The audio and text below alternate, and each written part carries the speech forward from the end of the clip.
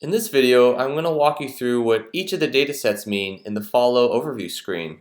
In this example, I'm going to be looking at myscore.com. Myscore.com is a highly active website that does a lot of paid advertising online, so it's a really great example to show a lot of different data because it has data on almost everything, and we can really get into it. There are some sites out there that just don't have enough traffic, and so we won't have any estimates on them. So let's just jump into the general sections of the data to start with. We track traffic estimates, organic stats, paid search stats, display advertising, contextual advertising, affiliate marketing, web mentions, Twitter mentions, sometimes demographics. I'll talk about this more later. I'll show you the who is information and the reverse IP report. And now I'm going to go through each of those individually. And let's start off with traffic estimates for myscore.com. And before I get into this, it's really important to understand that there's a lot of different competitive intelligence tools out there, and they all have their own methodologies for collecting data on different websites. And because of that, all of their stats are slightly different.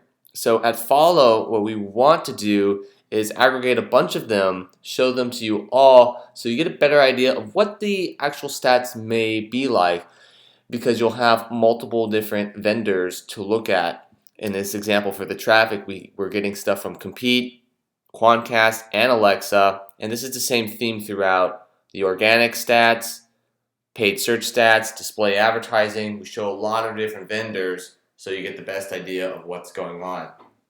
And if you see a common trend between all of them, then you know, well, the data might be accurate. But if you notice that they're different, well, you'll have a better understanding that, well, maybe the data is not as accurate, but it'll give you a better idea of what's going on. And after you look at enough of these, you'll get a better sense of, what may look right or what may not look right.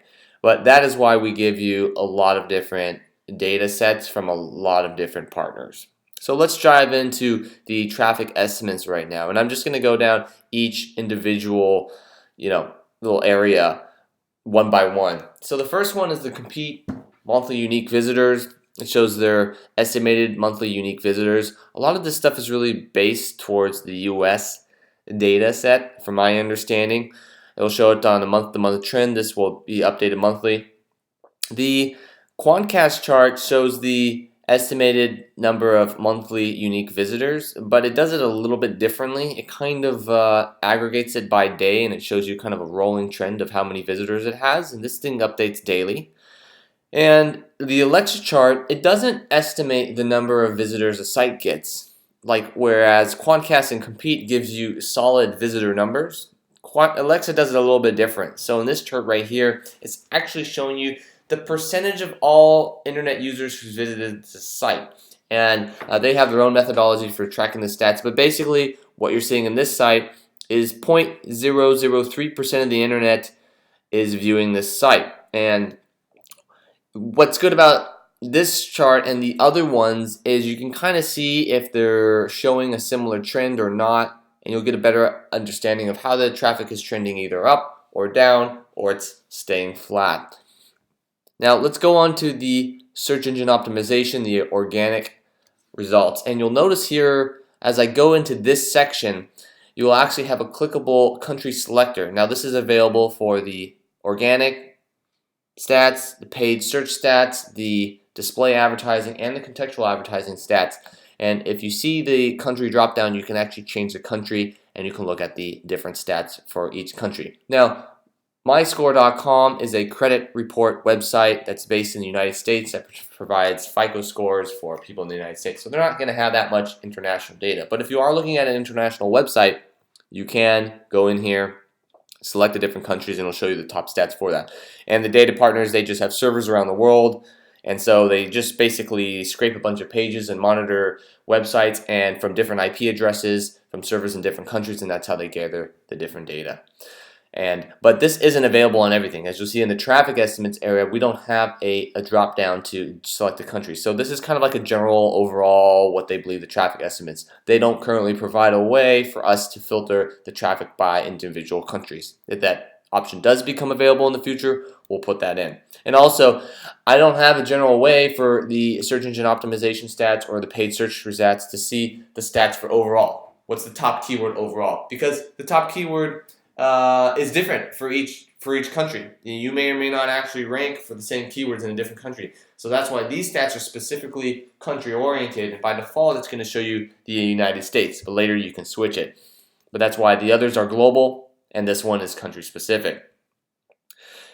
So moving down, the first one we get is from iSpionage, designated by this little favorite icon here, and they're going to show you some monthly estimates of what they believe, how many first page Google keywords they have on both Google and Yahoo, and the SEO cost. The SEO cost is what they believe if you're to acquire the same amount of traffic that this site gets organically from search, if you were to pay for it on the AdWords network, Microsoft Ad Center, etc. And so this site does a lot of advertising. They probably don't get that much organic search, but maybe they do. I have no idea. And then you got to remember these numbers could be way off. This is just a rough estimate, and they get this number because they say, oh, we see that there's 52 keywords showing up for myscore.com on the first page of the Google results, and if you were to pay for these keywords, these keywords cost this much money, and if you were to get this much traffic, they can estimate how much it might be. So these numbers can be all over the place, and a lot of these data partners, this isn't really so much accurate sometimes, but if the number's huge or small, you can just get a rough idea of what it might be. But in this case, I feel like it is pretty inaccurate. This site probably gets a lot more than $1,500 worth of paid traffic organically, without having to pay. So let's move down. Next one is SEMrush. This report simply shows the number of keywords that are being ranked for myscore.com by country. And obviously this is a United States site, so it's going to have a lot of search results for the United States, but going down the other countries is not so relevant. No one cares about, myscore.com, United States FICO scores in Singapore, Netherlands, or United Kingdom. The top keywords report, and this is hypothesized for Google, and this will show you some of the top organic keywords for the website. It gets all this data by basically monitoring different keywords, and it determines which sites show up for which keywords, and you can see what the position is, the average search volume for that specific keyword, the number of actual results returned for that search query, and what they believe the percentage of traffic they get from that. So they think they get, SEMrush believes that myscore.com gets 41% of the traffic if someone searched this myscore.com. That's how they calculate everything. Okay, moving on. Top keywords Google from iSpionage. Similar thing, shows the top keywords or what they estimate. Now, just so you know, I'm on the paid account, so you're seeing all of the data. If you're on a free account, you only see the 6th to the 10th top keywords. You won't see the first and second and third, and so you can upgrade or refer more friends to see more data. Top competitors. This report shows you the top competitors by analyzing who is competing for the same keywords. And so obviously, if you search up any credit reported related keywords, SEMrush believes that myscore.com is competing with myfreescorenow.com for the organic search listings, and you'll see it has competition level, the number of competing keywords, and it also gives you the estimated search cost if you were to pay for the same organic traffic, if you're paid the same traffic that they get organically. Top competitors from iSpionage, same report. Okay, moving down to search engine marketing, pay-per-click advertising, paid search. The search engine marketing stats, pay-per-click marketing or paid search marketing, gives you information about a website's paid search campaigns. Think Google AdWords, Microsoft Ad Center, anything they're doing to advertise on the search engine to be the sponsored listings. Let's go through it. iSpionage, estimated spend. This is what iSpionage believes their monthly estimated spend is. Again, this is calculated by seeing which keywords they're ranking for paid search, determining the cost per click for each keyword, and then they estimate the volume and the potential click-through rate, and then they determine a potential range of what their monthly estimated ad spend may be. This thing can be wildly inaccurate, but if you see it really high, they're spending a lot of money on search. Estimated clicks, same idea. They're probably getting a lot more clicks than this if they're spending $300,000.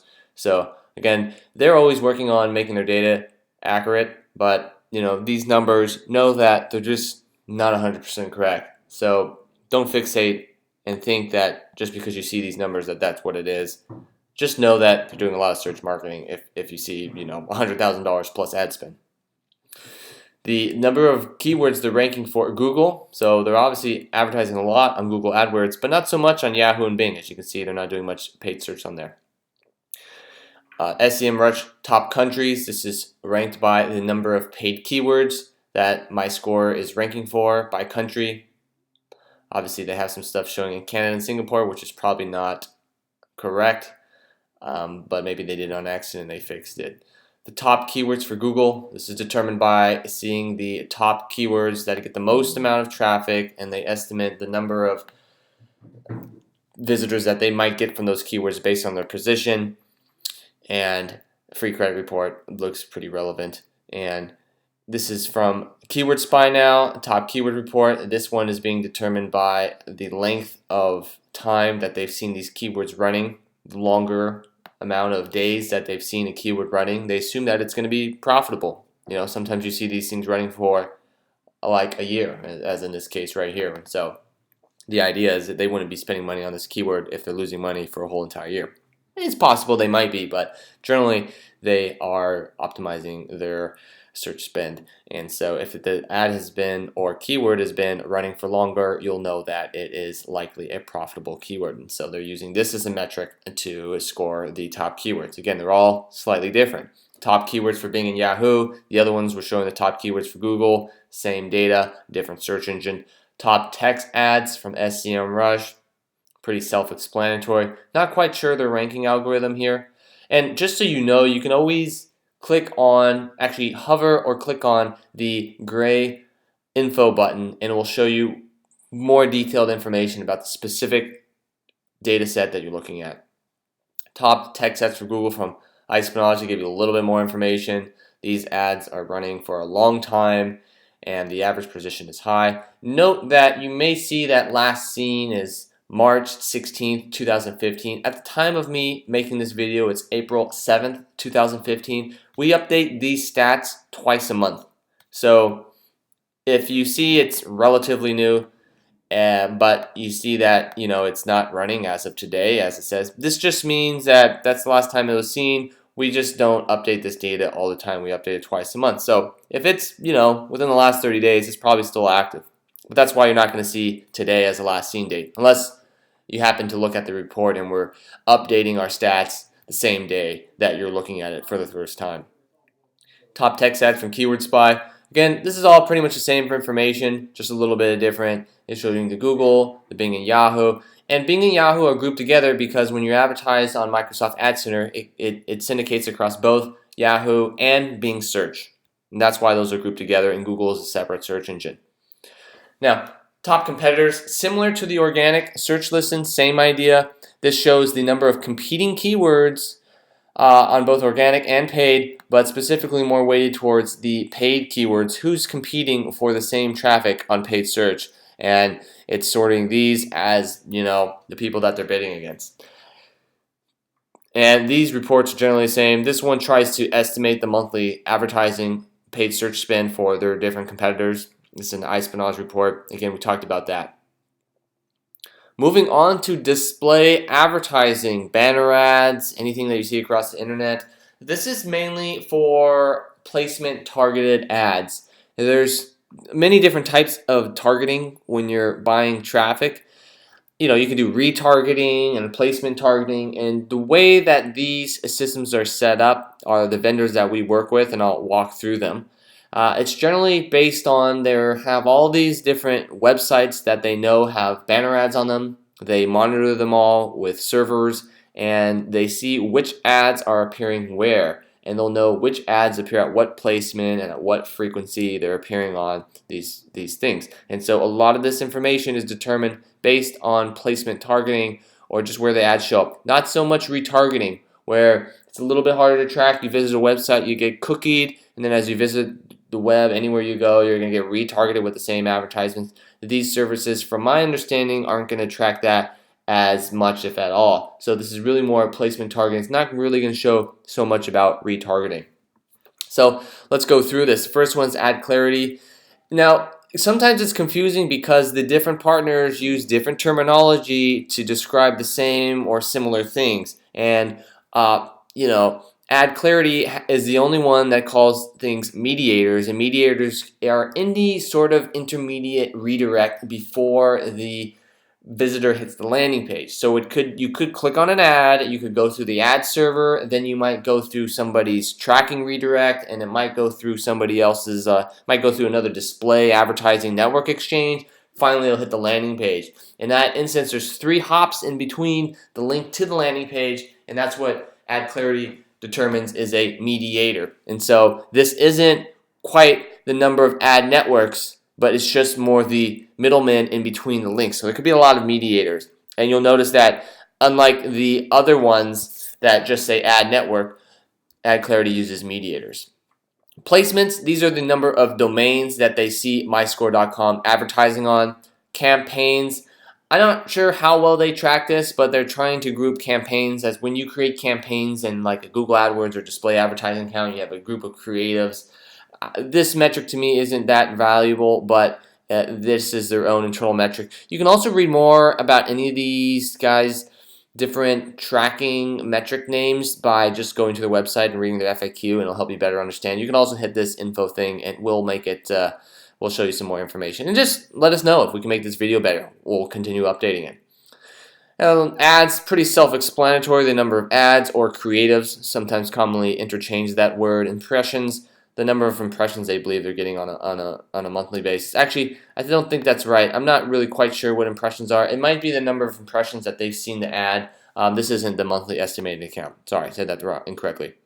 Mixed rank. Mixed rank only tracks the Google Content Network, which is basically if you advertise on Google AdWords and you do content marketing only, this is what mixed rank tracks. It doesn't track any other type of display advertising.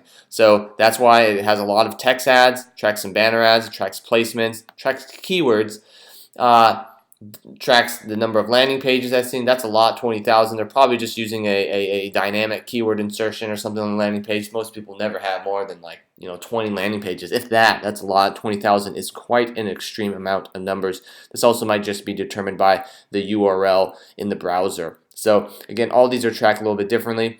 Time first seen, time last seen, that's just the time that they've seen. This data looks somewhat kind of off. Time seen, this is the number of times they've just seen these ads across the internet. Let's move down to SEMrush. They, like MixRank as well, only track the Google Content Display Network. So the other vendors, AdClarity, AdBeat, What Runs Where, those ones track all display advertising. MixRank and SEMrush for display advertising only track Google Content Network. Okay, so SEMrush, same stuff you'll see. Not much to explain here. Let's move down. We're going to talk about top mediators now, ad clarity. This is the top mediators. As mentioned before, these are the redirects in between a visitor clicking ad and hitting the landing page. Top networks. These are top ad networks for AdBeat. These are the actual ad networks that you can go in and sign up yourself and start serving ads where these ad networks have placements. And this is sorted by the number of days seen. That obviously it looks like myscore.com is doing a lot of display advertising with Google. And AppNexus. What runs where? Similar idea. They're ranking it by the number of days seen and the impression counts. How often are they seeing these ads? Just going down this, it looks like MyScore is doing a heavy amount of Google AdWords advertising, which makes sense because it's very highly keyword based too. Credit report related keywords, they can market all over the place. Top country report, display advertising, very self-explanatory. Top advertising that countries that they're advertising in. Top placements, as mentioned before, these are some of the top sites that our vendors have seen myscore.com advertising on.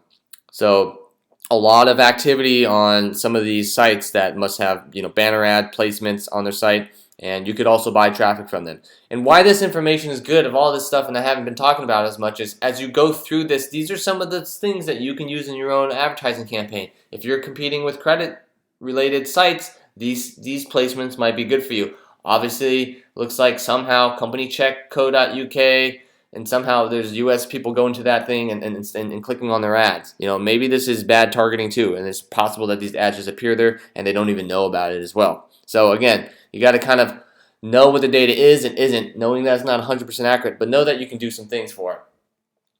AdBeat's top placements, This is what it determined. They're doing a lot of advertising on these different sites, and mixed rank, Google Content Network, and obviously these are extremely relevant, so these are probably really accurate, right? And they're doing a lot of advertisements on these sites, so knowing that if you have a credit offer that you're selling or some type of service you're selling, that these sites might be good to advertise on.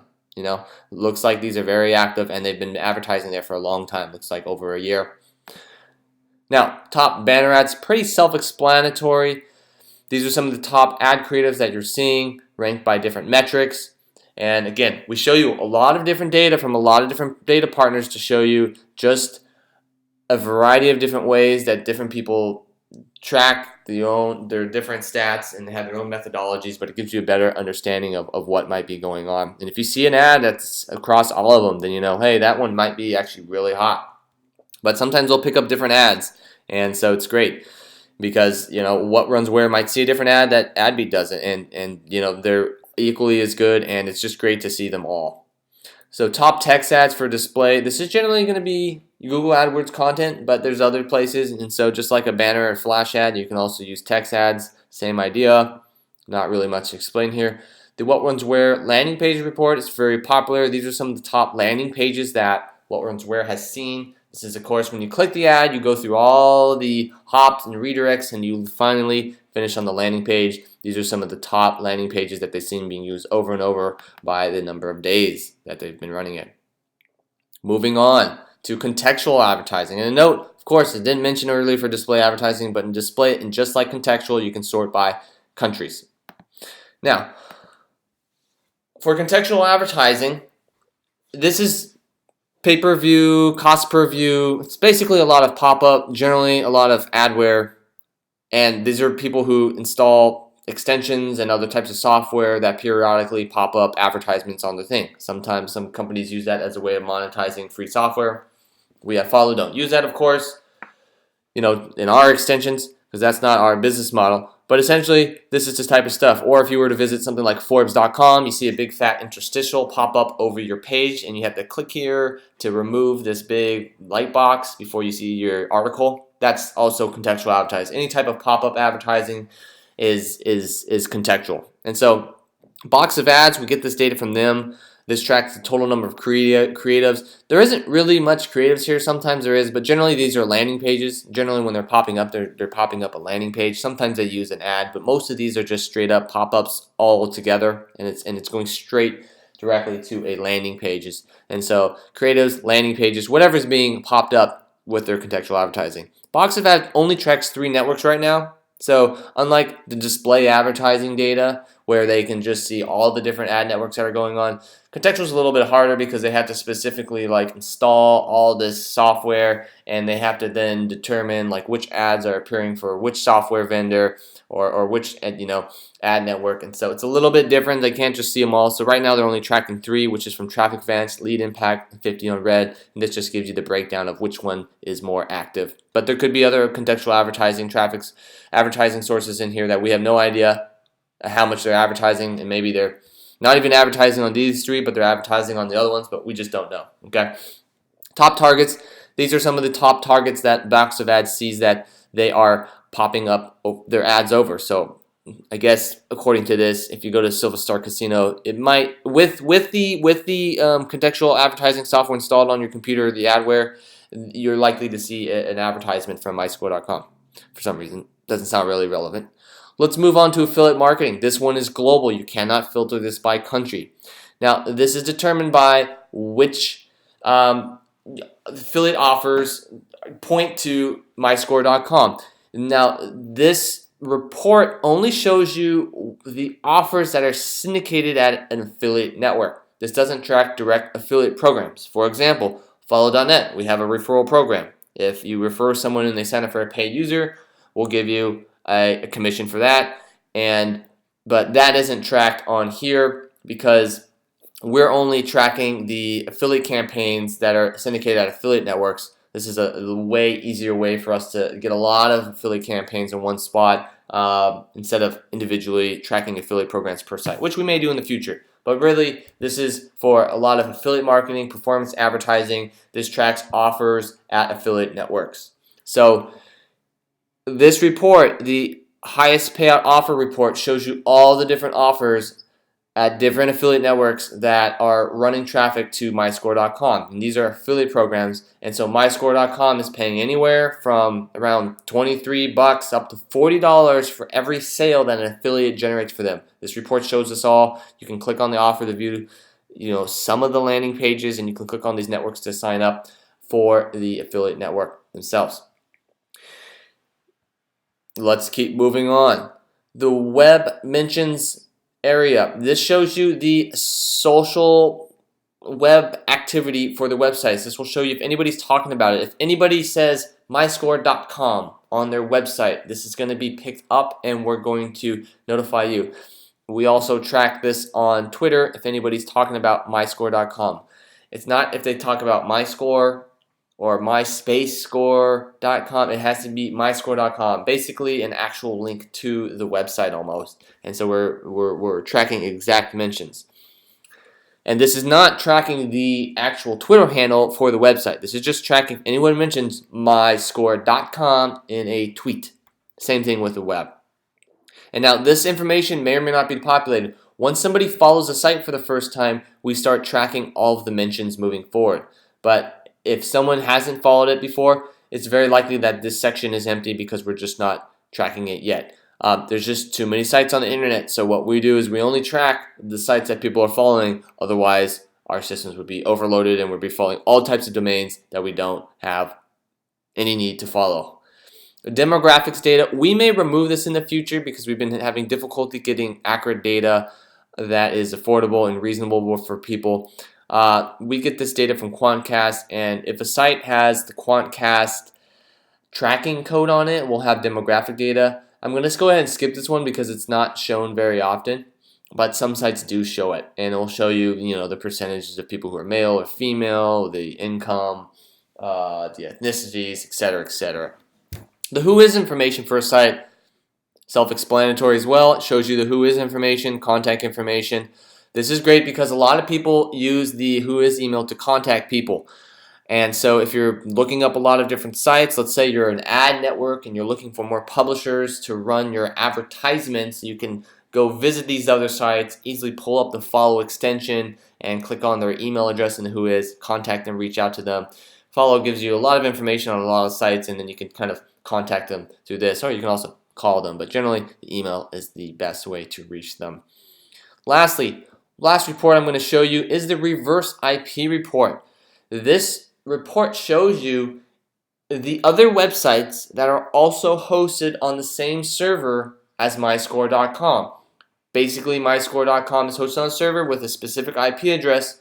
These websites, we believe, from when we track this data internally, have also been hosted on the same IP address. This report is useful because sometimes this report gives you other marketing sites that myscore.com might have that are driving traffic to myscore.com. And like sometimes if you type in Experian, you'll see Experian.com, trial.experian.com, and some other like credit related sites.com, and you can kind of like just get a sense of like what are some of the other sites that they have, and maybe they have sites promoting other sites. And so sometimes this report is really inaccurate because with cloud computing now, a lot of people have shared IP addresses, and so it's possible sometimes that you look at a website and it will have thousands of domains in the reverse IP report. And if you start seeing a lot like that, it's probably inaccurate, and so you probably don't need to judge it that much. But if you see a couple, that might be accurate. This data is accurate. It's just a question of if all the other sites hosted on the same IP address are actually owned by, in this example, myscore.com.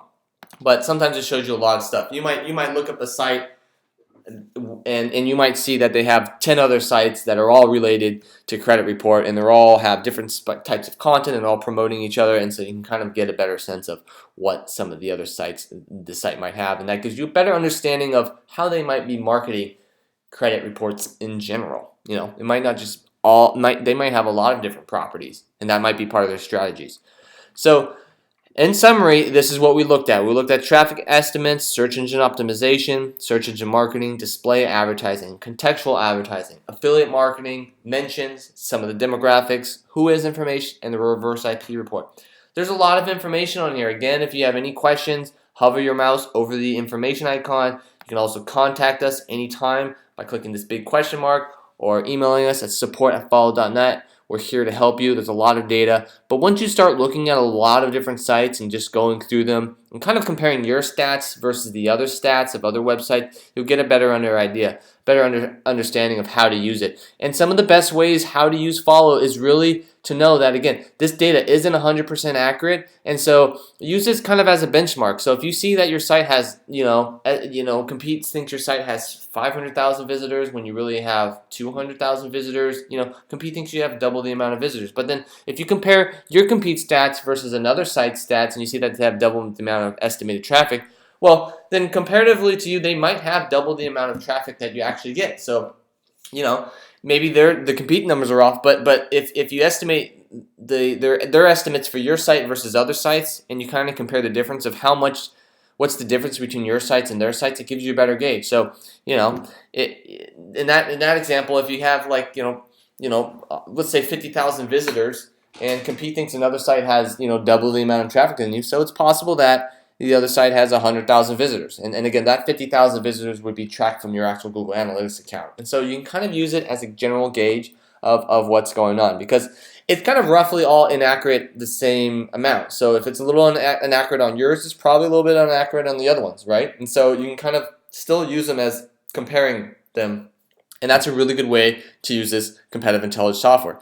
For instance, if the monthly estimates for the ad spend for your site is really off, but you see that the monthly advertising estimates for your competitor are twice as much as yours, well, maybe they're just spending about approximately twice as much money on paid search than you are. Okay, so use these competitive intelligence benchmarks as just a general gauge to see where are you in comparison to them, comparing the estimated stats from the data partners with the estimated stats with the other ones to see where you're off. And then you can go back to your own stats and kind of see, wow, they might be doing double. You don't have to overthink this stuff. And so a lot of this information is high-level information, gives you a quick understanding of what's going on, how you stack up against the competitors. And if you want to dive into any of them, click on any of the logos, and we have special deals set up with all of them through our affiliate link. And if you sign up for them, instead of getting, for instance, the top 10 keywords from Keyword Spy, you could get the 50,000 keywords that they're using for paid search. And so these services are great. We show a lot of information across a lot of them, but if you find any of them really good and you want to sign up with them, sign up through our link. We have special deals. You can't get it normally for the same price if you sign up directly with our website, and explore the rest of the data. So that's it for this video. Would love your feedback on how to make this video better.